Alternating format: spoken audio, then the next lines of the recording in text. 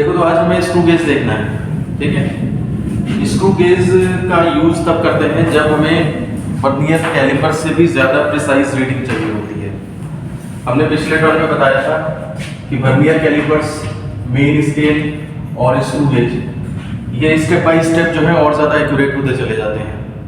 Vernier callipers की अल्पतमांक से पहले मीटर स्केल की अगर देखें तो 0.1 सेंटीमीटर होती है, वर्नियर कैलिपर्स की 0.01 सेंटीमीटर होती है और स्क्रू गेज की 0.001 सेंटीमीटर होती है, ठीक है। इसका मतलब मीटर स्केल से ज़्यादा प्रिसाइज वर्नियर कैलिपर्स है और वर्नियर कैलिपर्स से भी एक स्टेप आगे 10 गुना ज़्यादा। अल्पतमांक देखो 10 गुना कम है ना, 10 से डिवाइड है, तो इसका मतलब 10 गुना ज़्यादा प्रिसाइज जो है वो हमारा स्क्रू गेज होता है। तो जब हमें और ज़्यादा बेटर रीडिंग चाहिए होती है, और ज़्यादा सूक्ष्म रीडिंग चाहिए होती है, और ज़्यादा प्रिसाइज रीडिंग चाहिए होती है, तो हम स्क्रू गेज का यूज़ करते हैं, ठीक। अब कंसेप्ट क्या है पहले वो समझ लो। वर्नियर कैलिपर्स में एक एक्स्ट्रा स्केल आ जाता था और उस स्केल पे आमतौर पे 10 खाने रहते थे। इससे थोड़ा लॉजिक लगाओ, 10 खाने हैं यानी कि 10 खानों की वजह से वो 10 गुना प्रिसाइज हो गया। तो इससे भी 10 गुना प्रिसाइज होने के लिए यहाँ पे कितने खाने होने चाहिए? जाहिर सी बात है यहाँ पे 100 खाने होने चाहिए। समझ रहे हो बात को? 10 खाने होने पे 10 गुना प्रिसाइज हो गया, तो 100 खाने कर देंगे तो मीटर स्केल से 100 गुना प्रिसाइज हो जाएगा और वर्नियर कैलिपर्स से वो 10 गुना प्रिसाइज हो जाएगा। सिंपल सा लॉजिक है। अब ये 100 खाने जो है वो देखे कैसे जाएंगे? अगर हम वर्नियर कैलिपर्स की बात करें तो वर्नियर कैलिपर्स में 10 खाने ही देखना बड़ा मुश्किल है। कौन सा मैच कर रहा है वो तो और मुश्किल हो जाता है कभी कभी। अगर हम उतनी ही जगह में 100 बना देंगे खाने तो फिर तो और प्रॉब्लम हो जाएगी। तो इसका सबसे अच्छा तरीका है कि हम क्या करें, ये मेरे हाथ में इस टाइम पे स्क्रू गेज है, यहाँ पे एक सर्कल ले लिया हमने, मतलब एक सर्कल में हमें काफ़ी ज़्यादा लेंथ मिल जाएगी। वो 100 खाने जो है खूब आराम से फैल जाएंगे यहाँ पे। तो इसका मतलब ये हुआ कि हमें यहाँ पे कुछ सर्कुलर चीज़ यानी कि सिलेंडर जैसा कुछ वो यूज़ करना पड़ेगा। तो नाम जो इसका है स्क्रू गेज, तो वो स्क्रू गेज नाम इसी पर है। गेज मीन्स मेजरमेंट करने का इंस्ट्रूमेंट और स्क्रू मतलब जिसके अंदर स्क्रू का इस्तेमाल किया जाए, ठीक है ना। तो ये हमारे पास ये हो गया स्क्रू गेज एक्चुअल जो होता है लैब में, और यहाँ पर मैंने उसका डायग्राम भी बना रखा है। तो डायग्राम पहले देख लो। इसमें क्या होता है, यू शेप्ड फ्रेम होता है। हमने इसको यहाँ पे लिखा भी है यू शेप्ड फ्रेम, ठीक। इसमें क्या होता है, एक स्टड लगा होता है और इधर की तरफ एक स्क्रू लगा होता है। स्टड का काम होता है ये फिक्स रहता है किसी चीज को जकड़ने के लिए। जैसे वर्नियर कैलिपर्स में एक मोनी जबड़े होते थे, तो एक जबड़ा तो मेन स्केल पे लगा रहता था, वो फिक्स रहता था, और एक मूवेबल था जो कि वर्नियर स्केल पे लगा हुआ था, ठीक है ना। ऐसे यहाँ पे स्टड मतलब समझ लो फिक्स्ड जॉ है, ये नहीं मूव करेगा। ये तुम्हारा स्क्रू जो है आगे पीछे मूव कर सकता है, ठीक है। तो ये तुम्हारा एक तरह से फिक्स्ड जॉ हो गया और ये वाला मूवेबल जॉ हो गया, ठीक। ये स्क्रू हो गया, ये उसकी चूड़ियां दिखाई दे रही हैं थोड़ी सी, इसमें भी मैं इसको भी दिखा दूंगा बाद में, ठीक है। थोड़ी सी चूड़ियां दिखाई दे रही हैं। इसके बाद इसी को पीछे ले जाते हैं तो इसके ऊपर एक पतला सा सिलेंडर लगा होता है, इसे कहते हैं स्लीव सिलेंडर। ये देखो स्लीव सिलेंडर। स्लीव माने होता है जैसे नहीं कहते अपनी स्लीव चढ़ा हुआ, किसी चीज को कवर करें। जैसे वायर होते हैं इलेक्ट्रिसिटी के, तो कॉपर का वायर है तो उसके ऊपर एक प्लास्टिक का वो चढ़ा रहता है, ठीक है ना, तो वो स्लीव कही जाएगी उसको। तो ये स्क्रू को कवर अप करता हुआ पतला सा सिलेंडर, इसे स्लीव सिलेंडर बोलते हैं। इस पे ही मेन स्केल बनाया हुआ रहता है, ठीक। पीछे इसके एक सिलेंडर दूसरा होता है, उसके ऊपर सर्कुलर स्केल बनाया रहता है। अब ये है कि ये जो मेन सिलेंडर है इसको अगर तुम रोटेट कराओगे तो ये स्क्रू जो है आगे पीछे बढ़ना स्टार्ट कर देता है, ठीक है ना। वो नहीं बढ़ता, ये स्लीव सिलेंडर फिक्स रहता है। इसका कनेक्शन इंटरनली उससे है। ये चीज और ये सिलेंडर, ये दोनों जो है वो एक ही है बॉडी। वो खोल के पूरा निकाल के इधर बना रखा है। सर ये बीच में भी ये क्या है? ये ऊपर कवर अप कर रखा है। ये केबल इस फ्रेम से जुड़ा हुआ है, अंदर स्क्रू से नहीं जुड़ा हुआ है, ठीक है ना। ये तुम्हारा स्क्रू हो गया, वो वहां से स्टार्ट हुआ स्क्रू, अंदर अंदर अंदर ये खोल दिया है पूरा, ठीक। और फिर ये सिलेंडर जो है तुम्हें यहाँ पे ये नजर आ रहा है। इसमें भी देख लो बिल्कुल इसी तरह से मैं इसको रख देता हूँ। ये तुम्हारा यू शेप्ड फ्रेम हो गया, इधर ये साइड में स्टड हो गया, ये इधर दिख रहा है स्टड, ठीक। और ये तुम्हारा मूवेबल जो स्क्रू है वो हो गया जा करके, ठीक है ना। ये कुछ इसके ऊपर चूड़ियाँ दिखाई दे रही हैं, चूड़ियों को थ्रेड्स भी बोलते हैं इंग्लिश में, ठीक। उसके बाद यहाँ पर देखो पीछे जब इसको मैं कर रहा हूँ तो देखो ये चीज़ ये अंदर का मूव नहीं कर रहा है, ये सिलेंडर जो है स्लीव सिलेंडर हो गया जा करके, ठीक है ना। और ये चीज़ बिल्कुल इससे जुड़ी हुई है। तो ये जो मैं पकड़ के घुमा रहा हूँ एक्चुअली मैं इसे घुमा रहा हूँ, और खोलते खोलते देखो अगर मैं इसको पूरा खोल दूँ, तुम लोग के पास जो इंस्ट्रूमेंट है उसे मत खोलना, ये मैं केवल एक्सपेरिमेंटल उससे दिखा रहा हूँ। अगर मैं इसको पूरा ये खोलता चला जाऊँ तो ये इस तरह से निकल जाएगा। ये वही चीज़ है जो यहाँ पर दिखाई दे रही है, ठीक।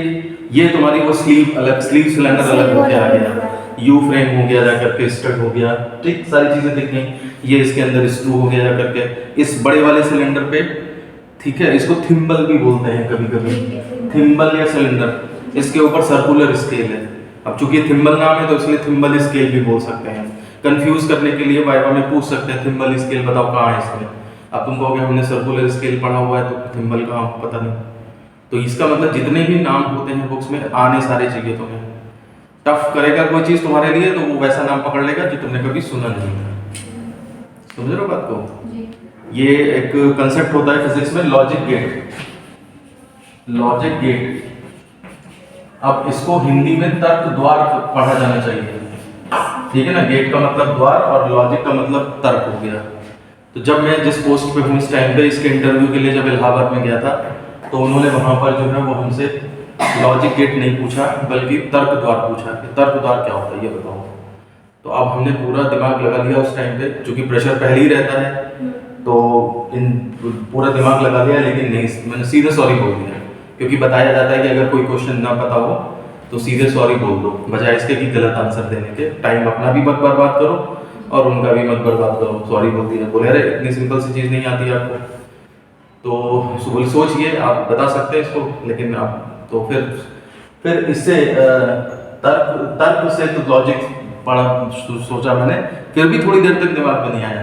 फिर एकदम से स्ट्राइक किया द्वार से गेट, तो तर्क द्वार तब लॉजिक गेट्स। तो मैं भी मुस्कुराया तो फिर वो भी मुस्कुराया। वो इलाहाबाद यूनिवर्सिटी के प्रोफेसर थे, तो वो चूंकि पुराने जमाने के थे तो हिंदी में ज़्यादा, मतलब हिंदी में भी पढ़ाई होती होगी, इंग्लिश में भी होती थी, पूरा थ्रू आउट इंग्लिश बोल रहे थे वो। लेकिन जब उन्होंने ये क्वेश्चन पूछा तो हिंदी में बोल दिया, तो इससे और कंफ्यूज हो गए। और उस डेट से पहले हमने तर्क द्वार नाम सुना ही नहीं था, क्योंकि ये BSc MSc में तब होता था, 12th क्लास में नहीं होता था। फिर उसके बाद से ये 12th क्लास वगैरह में आने लगा उस टाइम पे। तो हिंदी मीडियम की बुक्स में किसी राइटर की बुक में तर्क द्वार नाम आज मिल जाएगा तुम्हें, लेकिन उस टाइम पे ये नहीं फेमस था नाम। तो इसलिए तो कहने का मतलब ये है कि नाम अलग कर देंगे और फिर वो कहेंगे कि ये चीज़ बताओ, तो फिर कंफ्यूजन हो जाएगा। तो इसलिए इन चीज़ों को ध्यान रखा करो, जितने नाम हैं वो सारे मालूम होने चाहिए तुम्हें, ठीक है ना। इसको मैं इसके अंदर फिर से फिट कर देता हूँ। तो अब मुझे लगता है इसमें सब चीज़ें पता लग गई सिवाय एक के। देखो यहाँ पे यू फ्रेम मिल गया, स्क्रू मिल गया, थिम्बल मिल गया, सिलेंडर स्लीव सिलेंडर मिल गया, आधार निर्देश रेखा या मेन स्केल। इस स्लीव पे जो यहाँ पर तुम्हारा ये स्केल लगा हुआ है, खांचे बने होते हैं, बस मार्किंग होती है, तो ये तुम्हारा जो है वो मेन स्केल बनता है। यही जो लाइन है ये बेस लाइन बन जाती है। इसी को निर्देश रेखा भी हिंदी में कह देते हैं, आधार भी यही है हिंदी में। तो ये सब चीजें इसके बारे में बताई जा रही हैं। सर्कुलर स्केल जो है वो तुम्हारा जो है वो ये बन गया जाकर, ये सर्कुलर स्केल है, और जिसके ऊपर बना है वो सिलेंडर है, जिसको कि थिम्बल भी बोला जा रहा है। ये सिलेंडर तुम्हारा थिम्बल भी कहलाएगा। ये सिलेंडर स्लीव सिलेंडर है, वो थिम्बल वाला सिलेंडर, ठीक है। इसके पीछे एक चीज और लगी है, रैचेट, ठीक है ना। ये पीछे रैचेट लगा हुआ है। अगर हम इस ओरिजिनल इंस्ट्रूमेंट की बात करें तो यहाँ पर जो है वो ये रैचेट इस तरह से लगा हुआ है, ठीक है। ये चीज अब इसकी जो वजह होती है, एग्जामिनर भी इसको पूछते हैं रैचेट का काम क्या होता है, लेकिन लोग इसे समझते नहीं हैं और इस वजह से जो है वो प्रॉब्लम होती है। प्रॉब्लम ये होती है कि जैसे मान लीजिए सपोज इस चौक का मुझे लेंथ निकालनी है, डायमीटर निकालना है या कुछ भी निकालना है, तो आमतौर पे बारीक चीज़ों को टेस्ट करने के लिए होता है, मेजरमेंट के लिए। तो इसीलिए इसका ये टोटल एरिया देखो बहुत ज़्यादा नहीं है। वर्नियर कैलिपर्स को तो हम खींच के करीब 10-15 सेंटीमीटर नाप सकते हैं। यहाँ पे देखो तुम 2-4 सेंटीमीटर से ज़्यादा नहीं नपेगा, 2 सेंटीमीटर से ज़्यादा, ठीक है ना। तो इसमें मान लिया सपोज करो हमने इस चौक को इस तरह से लगा दिया और उसके बाद जो है वो इसे इसके सहारे टाइट करने लगे। जब हम किसी स्क्रू के थ्रू ताकत लगाते हैं तो हमारा फोर्स जो है वो मल्टीप्लाई हो जाता है। मतलब कहने का ये है कि उस समय हम ज़्यादा ताकत लगा सकते हैं उस चीज़ पे बजाय हम डायरेक्ट ताकत लगाने से। जैसे वर्नियर कैलिपर्स में ये होता है कि हम दूसरे जबड़े को अपने हाथों से खिसकाते हैं, तो दूसरे जबड़े को जब हम अपने हाथों से खिसकाते हैं तो एक लिमिट तक ही हम टाइट कर सकते हैं चीज़। अगर वो चीज़ बहुत सॉफ्ट है तब तो जाकर दब जाएगी, अदरवाइज नॉर्मली वो दबेगी नहीं ज़्यादा। लेकिन जब हम स्क्रू से टाइट करते हैं तो ये हम पे डिपेंड करता है कि हम कहाँ पे उसे रोकें। टफ से टफ चीज़, कठोर से कठोर चीज़ भी अगर हम इसको थोड़ा सा और करना चाहें ना, उसको दबाना मतलब ट्विस्ट करना, तो वो ट्विस्ट हो जाएगी। तुमने देखा होगा कारपेंटर लोग या वो लोग होते हैं, अगर मुलायम सी सॉफ्ट सी लकड़ी है तो उसके ऊपर केबल पेंच रख के और स्क्रू रख के सीधे ही टाइट कर देते हैं। समझे? देखना कभी उन्हें उसके लिए कोई ड्रिल करने की जरूरत नहीं है। ड्रिल तो दीवारों में करेंगे। या ड्रिलिंग में भी देखा होगा तुमने, ड्रिल करते हैं फिर एक गुल्ली फंसाते हैं प्लास्टिक की। उस प्लास्टिक की गुल्ली में भी जगह कम होती है, लेकिन वो पेंच रख के और स्क्रू गेज से और घुमाते जाते हैं, वो घूमता चला जाता है, अंदर चलता चला जाता है पेंच। जबकि उन्हें हाथ से कहते घुमाओ तो नहीं घुमा पाएंगे। तो जब हम किसी चीज़ को ट्विस्ट करते हैं स्क्रू ड्राइवर की हेल्प से तो हमारा फोर्स काफ़ी ज़्यादा मल्टीप्लाई हो जाता है, और इस वजह से क्या होगा, जो भी चीज़ हम उसका मेजरमेंट लेना चाह रहे हैं वो चीज़ जो है वो दब सकती है। अब दबने से क्या फर्क पड़ेगा? दबने से फर्क ये पड़ेगा कि मान लिया कोई आदमी है वो नॉर्मली काम करता है, कूल माइंडेड है, उसने अपना यूं करके प्रेस कर दिया हल्का सा। कोई होता है कोई एग्रेशन में काम करता है, मान लिया उसने जो है वो और ज़्यादा 2 ट्विस्ट मार दिए तो उसकी रीडिंग बदल जाएगी। कोई और ज़्यादा दबा दे तो उसकी रीडिंग और हो जाएगी जाकर। समझ रहे हो बात को?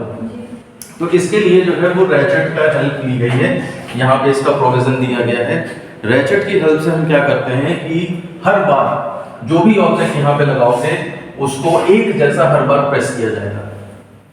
एक जैसा प्रेस करने का मतलब ये हुआ कि ज्यादा ताकत या कम ताकत की बात ही नहीं होगी।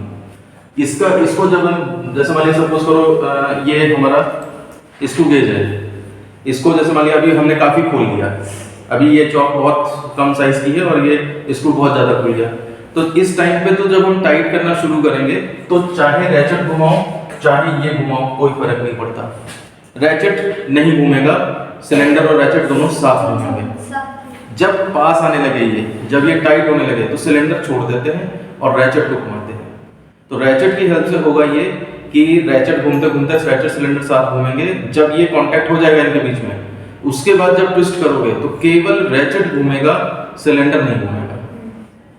तो समझ आ रही बात क्या बोल रहा हूं? कहने का मतलब है एक फिक्स्ड अमाउंट तक आने के बाद केवल रैचेट तुम ऐसे से घुमाते रहो तो रैचेट चट चट चट करके घूमता रहेगा और ये सिलेंडर नहीं घूमेगा। इसका मतलब जितना टाइट होना था हो चुका, उसके बाद अब जो है कोई फर्क नहीं पड़ने वाला उस पर। तो ये रैचेट का फंक्शन है कि बॉडी को एक जैसी रीडिंग हर बार आएगी, चाहे तुम करो चाहे तुम करो चाहे तुम करो चाहे तुम करो। तुम्हारे एग्रेशन से कोई फर्क नहीं पड़ता। एक लिमिट के बाद वो ऑब्जेक्ट को प्रेस करना दबाना बंद कर देता है। तो इसलिए जब भी ऑब्जर्वेशन लिया जाता है, स्टार्टिंग में सिलेंडर घुमाओ रैचेट घुमाओ कोई फर्क नहीं पड़ता, लेकिन जब ऑब्जेक्ट टाइट होने लगे, टाइट होने का नंबर आ जाए, ये जो स्क्रू है उसको छूने का नंबर आ जाए, तो उस टाइम पे जो है वो सिलेंडर को ना घुमा के रैचेट को पकड़ के घुमाया जाता है। ठीक, ये रैचेट का फंक्शन है, इंपॉर्टेंट पार्ट है, वाइवा में अक्सर पूछा जा सकता है ये तुमसे। ठीक है, अब नेक्स्ट जो आता है हमारे पास पेंच का पिच या चूड़ी अंतराल, यानी कि पिच ऑफ स्क्रू क्या होता है। तो इसके लिए मैं ये वाला पेंच जो है वो दोबारा से बना देता हूँ इस तरह, और थोड़ा सा मैग्नीफाई कर देता हूँ इसे। ये इस तरह से ये बना दिया सपोज। यहाँ पर जो है वो ये चूड़ियाँ भी जो है मैं थोड़ा दूर दूर बनाता हूँ। ये चूड़ियाँ हैं पेंच की। इसमें चूड़ी अंतराल का मतलब क्या समझते हो? चूड़ी के बीच में कितना अंतराल है, सिंपल सा लॉजिक, उसी को पिच कहते हैं। ठीक, तो किन्हीं भी दो थ्रेड्स के बीच कोई भी दो थ्रेड, अब देखो इसमें भी लैंग्वेज में गड़बड़ है, कोई भी दो थ्रेड कहेंगे तो कोई इसके बीच की भी लेंथ ले सकता है। तो क्या कहा जाएगा? दो क्रमागत थ्रेड्स, क्रमागत चूड़ियों के बीच की दूरी। क्योंकि अगर हम ऐसे करेंगे कोई भी दो चूड़ियां तो कोई पहली और आखिरी ले, फिर उसकी लेंथ बहुत ज्यादा हो जाएगी, कोई दो ले ले तो कम हो जाएगी। तो दो क्रमागत चूड़ियों के बीच की दूरी, ये तुम्हारी पिच ऑफ स्क्रू या पेंच का पिच या फिर चूड़ी अंतराल कहलाती है। सिंपल सा लॉजिक है। अब बुक में जब डेफिनेशन देखोगे तो ये डेफिनेशन नहीं मिलेगी तुम्हें डेफिनेशन दूसरी मिलेगी। क्या डेफिनेशन मिलेगी मैं बताता हूँ उसे। करते ये हैं कि इसको यहाँ पर अगर मान लिया सपोज करो एक चक्कर घुमाए हम इसको, जैसे मान लिया सपोज करो ये सिलेंडर है, हमने इसे जहाँ से जैसे मान लिया सपोज यहाँ पे 20 है लिखा हुआ, ठीक है ना, हम क्या करते हैं एक पूरा चक्कर घुमाते हैं फिर से 20 लिखा हुआ आ जाता है, इसका मतलब हमने एक चक्कर बढ़ाया। तो एक चक्कर घुमाने में एक्चुअली पेज इतना ही चलता है क्योंकि वो उन्हीं चूड़ियों पर ही तो चलेगा। सिंपल सा लॉजिक है। जैसे कोई बोतल है उसका ढक्कन लो, ढक्कन खोलो, उसमें मान लिया 1.5 चूड़ियां कटी हुई हैं तो 1.5 बार घुमाने भूल जाएगा, सिंपल सा लॉजिक है।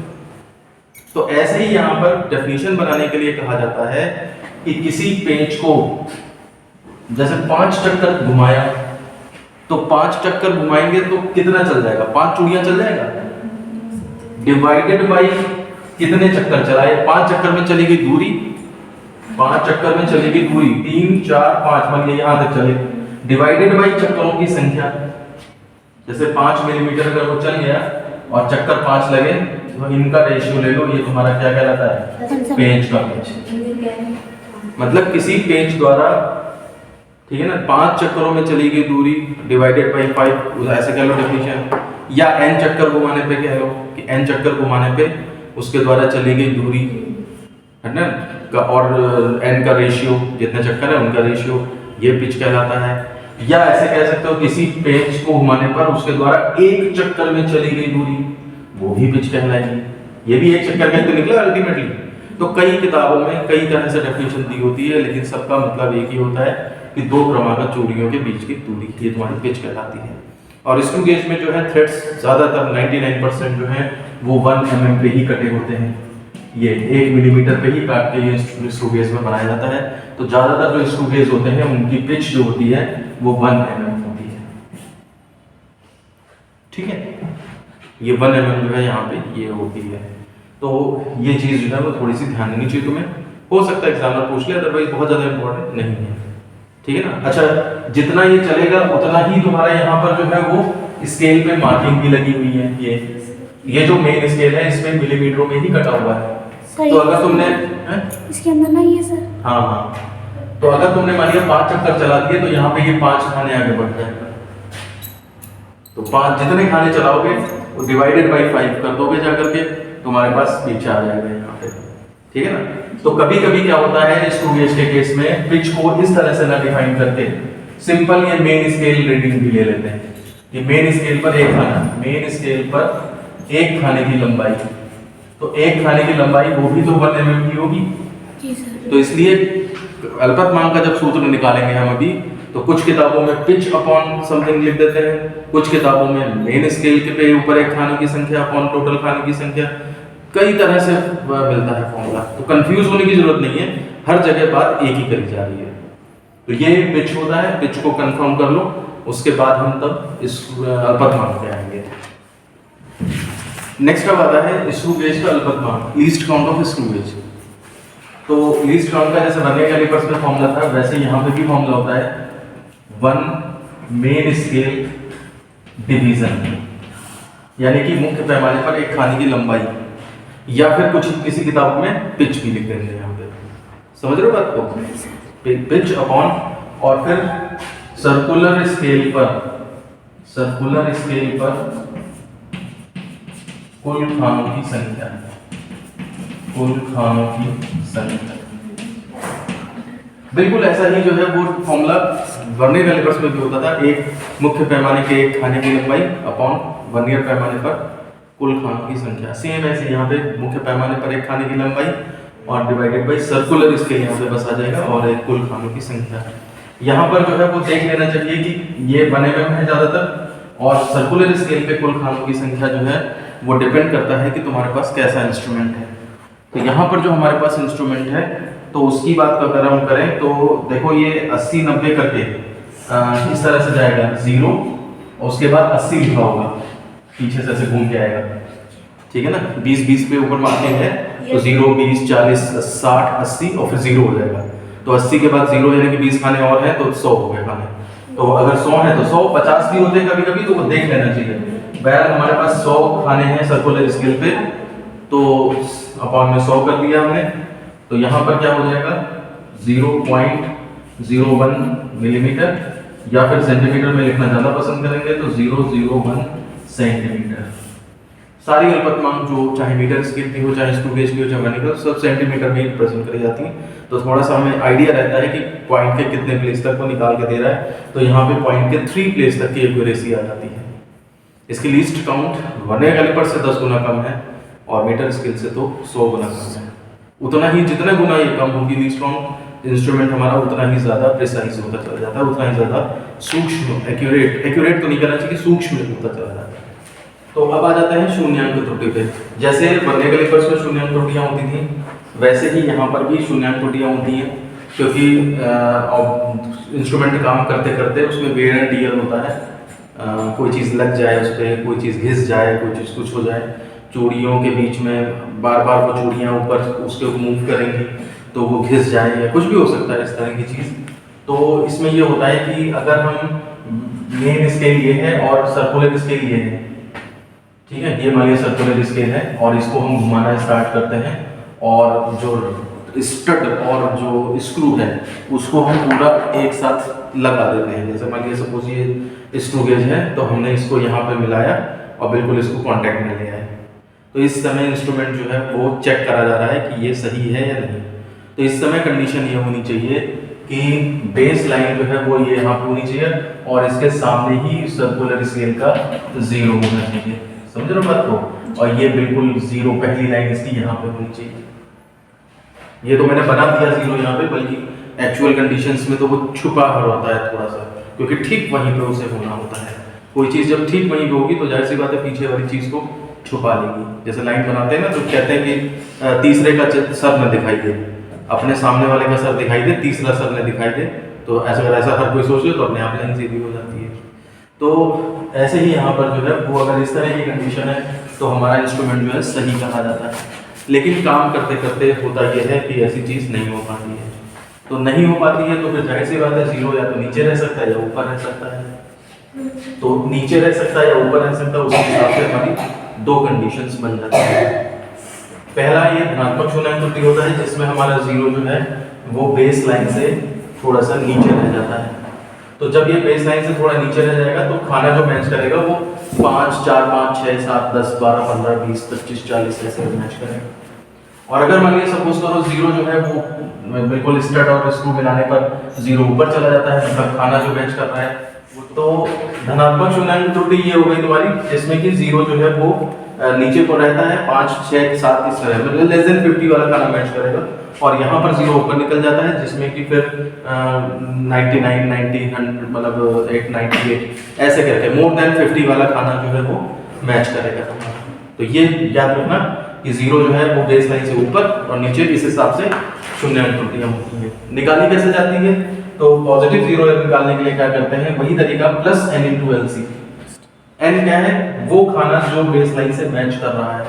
0 तो नहीं कर रहा है, तो यानी कि कोई और कर रहा है, तो वो कौन सा है? वो 5 जैसे है यहाँ पे, तो प्लस 5 × लीस्ट काउंट, यहाँ पर हमने 0.001 निकाली है, ये तुम्हारा प्लस 0.005 सेंटीमीटर ये तुम्हारा आ जाएगी। ये 0 एरर है, ये लंबाई नहीं निकली है। ये इसका मतलब ये है कि इतनी गड़बड़ी है और लास्ट में तुम्हें इसे प्लस माइनस कुछ भी करना पड़ेगा, ठीक है ना। उसके बाद नेगेटिव 0 एरर निकालनी है, तो उस केस में भी वही तरीका है। यहाँ पर जो है वो जितने नंबर ऑफ डिविजन्स है सर्कुलर स्केल के, तो नेगेटिव 0 एरर जो होती है वो is equal to -100 - n × LC।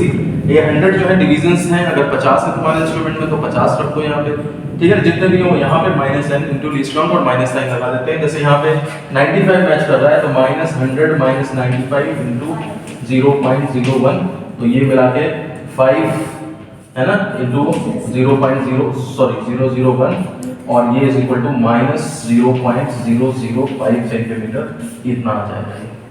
और तुम देखो लॉजिक भी सही है, अगर ये 5 खाने ऊपर था तो ये 5 खाने ही तो नीचे है, तो अगर तुम सोचो 95 रख दोगे तो 0.95 नहीं आ जाएगा, 0.095, ठीक है ना। तो 5 ऊपर या 5 नीचे, तो 5 प्लस में या 5 माइनस में। उसी तरह से ये सब चीज उसी के हिसाब से फिट है, बस तुम्हें इसे ध्यान रखना है। और ध्यान कब रख पाओगे? जब लॉजिक के साथ समझना होगा तुमने। हर चीज पे जब अपने लॉजिक लगाओगे तब जाकर के जो है वो याद रख पाओगे उस चीज को। ये तुम्हारे पास दोनों तरह की एरर निकल आती है। अब बात आती है कि इनका करेक्शन कैसे होगा जाकर के, लास्ट में हमें क्या करना पड़ेगा। तो जब हम एक्सपेरिमेंट करके लास्ट में प्रेक्षित लंबाई निकाल लेंगे, यानी कि ऑब्जर्व्ड लेंथ निकालेंगे, अभी निकालना देखा नहीं हमने, इसको निकालना सीखेंगे हम बाद में। जब हमारी ये निकल आई मान लिया सपोज, तो क्या करा जाता है, इसमें से -0 एरर विद साइन, यानी कि चिन्ह सहित शून्याङ्क त्रुटि को घटा देते हैं। करेक्ट लेंथ इससे निकल आती है, शुद्ध लंबाई निकल आती है। जैसे मान लिया सपोज हम पहला केस देखें, तो पहले केस में हमारी ऑब्जर्व्ड लंबाई माइनस और चिन्ह सहित शून्याङ्क त्रुटि, तो पहले में पॉजिटिव 0 एरर है तो प्लस समथिंग यहाँ पे रखोगे, तो ये इज इक्वल टू सॉल्व होके क्या हो जाएगा, माइनस हो जाएगा। तो धनात्मक शून्याङ्क त्रुटि जो है वो अल्टीमेटली लास्ट में सब्ट्रैक्ट हो जाती है, घट जाती है, और नेगेटिव 0 एरर जो है वो माइनस रखोगे तो माइनस माइनस वो प्लस हो जाता है जाकर के। वो अपने आप एडजस्टमेंट सारे सोच के बनाए गए हैं, तुम्हें उसमें कुछ नहीं करना है, बस ये ध्यान रखना चिन्ह सहित शून्याङ्क त्रुटि घटा दी जाती है। अब क्वेश्चन करते टाइम तुम चिन्ह सहित न रख के ये भूल गए यहाँ पे, तो फिर ये हमारी फॉल्ट है, फिर तो आंसर गड़बड़ आएगा ही आएगा। ठीक है, तो इस तरह से हमारी 0 एरर क्या होती है, कितने टाइप की होती है, कैसे निकालते हैं, और फिर 0 एरर का करेक्शन लास्ट में कैसे किया जाता है, ये सारी चीजें इसमें देख लेंगे। ये इसी टाइम बता दिया जाता है ताकि बाद में फिर दोबारा से वापस ना आना पड़े। लास्ट में जब हम निकालते हैं लेंथ, तो उस समय फिर वापस शून्याङ्क त्रुटि न बताना पड़े, तो इसलिए पहले ही एक बता दिया था कि आगे चल के हम ऐसा करेंगे कि जो शून्याङ्क त्रुटि को चिन्ह सहित घटा देते हैं। ठीक है ना। अब हम पूरी तरह से प्रिपेयर हैं। स्क्रू गेज का हमने डायग्राम देख लिया, उसका कंस्ट्रक्शन देख लिया, क्या क्या पार्ट्स होते हैं, पिच क्या होती है पेंच की वो देख लिया, अल्पतमांक कैसे निकालते हैं वो देख लिया। स्टेप बाय स्टेप बढ़े हैं हम आगे। ठीक है, और फिर उसके बाद अल्पतमांक के बाद शून्याङ्क त्रुटि भी ये एक्सपेरिमेंट से पहले ही निकालनी पड़ती है। इसके बाद अब एक्सपेरिमेंट स्टार्ट होता है। तो अब बात आती है कि स्क्रू से रीडिंग कैसे ली जाती है, प्रेक्षण कैसे लिए जाते हैं। तो प्रेक्षण का तरीका वही है जैसे कि वर्नियर कैलिपर्स का है। ये जो तुम्हारे यहाँ पे ये स्टड है और स्क्रू है, इसको पहले ढीला कर लोगे, उसके बाद जो भी ऑब्जेक्ट है उसको यहाँ पे फंसा लोगे, उसके बाद स्टार्टिंग में इस थिम्बल से टाइट करोगे, और जब टाइट होने वाला हो, टच ना किया हो, उस समय फिर रैचेट से टाइट करने लगोगे। ठीक है, एक फिक्स पोजीशन पे आके फिर रैचेट चट चट करता रहेगा, लेकिन ये नहीं घूमेगा बिल्कुल। इसका मतलब हमारी रीडिंग एडजस्ट हो गई है। ठीक है ना। अब इस टाइम पे मान लिया सपोज करो सिचुएशन जो बनी वो ये बनी कि सर्कुलर स्केल, ये थिम्बल घूमता घूमता घूमता घूमता आगे बढ़ गया। स्टार्टिंग में तो ये यहाँ पे 0 पे रहा होगा, जब तुमने खोला होगा इसे, ठीक है ना, तो उस केस में पीछे बढ़ता गया होगा 1 2 3, मान लिया 3 पार कर गया, और उसके बाद चौथा वाला खाना नहीं दिख रहा है। समझ रहे हो बात को। और उस यहाँ पर जो स्केलिंग है उसमें मान लिया सपोज यहाँ पर ये तुम्हारा 43 वाला खाना मैच कर रहा है, ये स्मॉल n की वैल्यू हो जाएगी। यहाँ पे कोई 100 - n या इस तरह का कुछ नहीं है कंसेप्ट, ये केवल यहाँ पर हम रीडिंग ले रहे हैं। ठीक, तो अब यहाँ पर क्या होगा कि जब ये सिचुएशन है मान लिया सपोज इंस्ट्रूमेंट के अंदर, तो सबसे पहले हम देख रहे हैं कि यहाँ से यहाँ तक खिसक गया, तो किस वजह से खिसका है, ऑब्जेक्ट फंसाने की वजह से खिसका है ना, अदरवाइज तो ये चीज़ यहीं पे रहनी चाहिए थी। तो इसका मतलब ऑब्जेक्ट की जो लंबाई होगी वो यहाँ से स्टार्ट करके और यहाँ तक लंबाई है। ठीक, ये तुम्हारी लंबाई है, ये एक्चुअल ये प्रेक्षित लंबाई जो है इसे नापना है तुम्हें। लेकिन ये ऑब्जर्व्ड लेंथ जो हमें दिख रही है ऑब्जर्वेशन से जो मिल रही है, इसमें इतना तो हमें पक्का पता है, ये यहाँ तक ये मेन स्केल साफ साफ बता दे रहा है, यही मेन स्केल रीडिंग बनेगी जाकर के। कोई पूछ देता है एग्जामिनर कि मेन स्केल रीडिंग क्या होती है, तो मेन स्केल जितना एक्यूरेटली बता सकता है वो मेन स्केल रीडिंग होती है।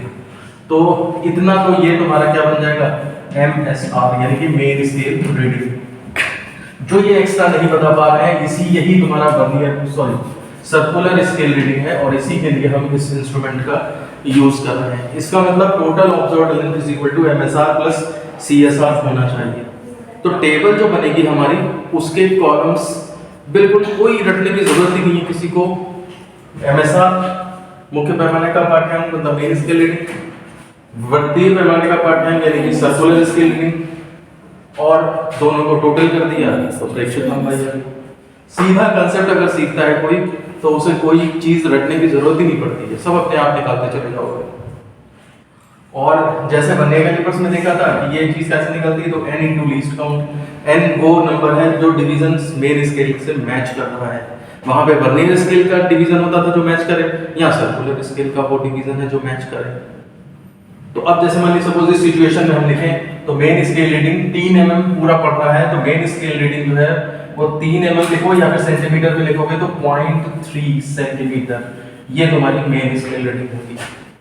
ठीक है, उसके बाद n कौन सा है, तो 43 है, और n इंटू लीस्ट काउंट यानी कि 43 इंटू 0.001 यानी कि 0.043 सेंटीमीटर ये आया।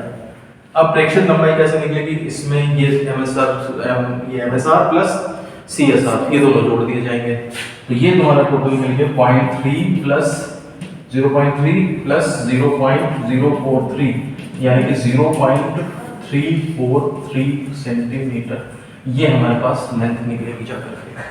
पॉइंट के 3 प्लेस तक की एक्यूरेसी है यहाँ पे।